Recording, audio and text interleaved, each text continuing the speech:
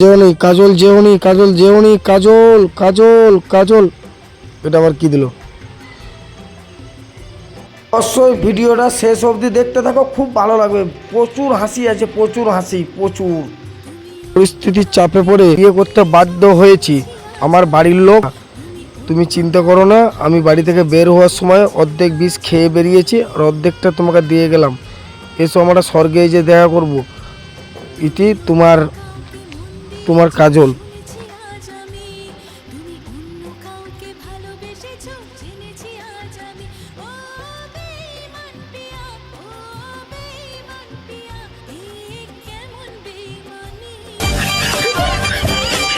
আমার সোনামণি, আমার জানমণি, আমার টুনটুনে পাখি, আমরা দুজনে কত আনন্দ ভোগ করছি। আহা, আমার কত আনন্দ ভোগ করছি, আমার কত আনন্দ ভোগ করছি।